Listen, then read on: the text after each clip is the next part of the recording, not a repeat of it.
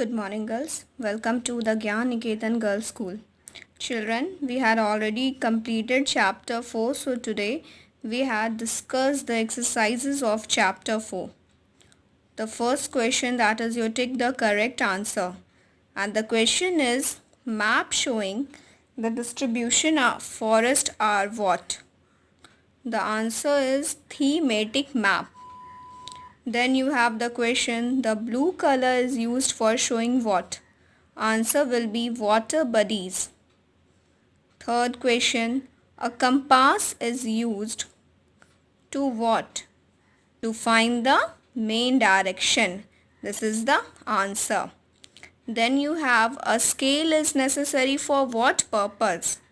The answer is for a map. Okay, children? Now coming to question answers. What are the three components of map?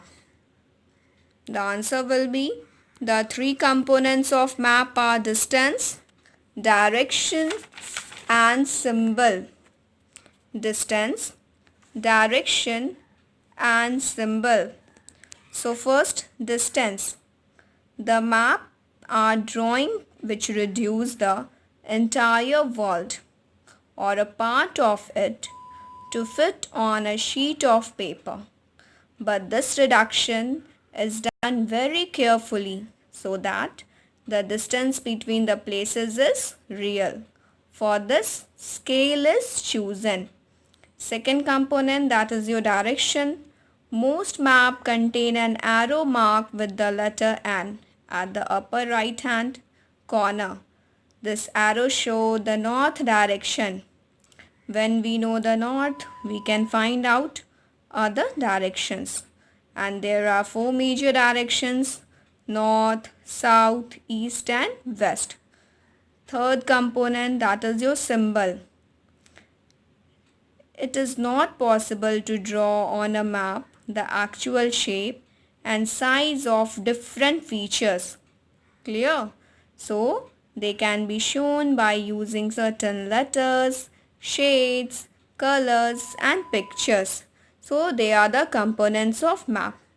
Now, next question, what are the four cardinal direction? The answer is the four cardinal direction are north, south, east and west. Coming to the next question, what do you mean by the term scale of a map?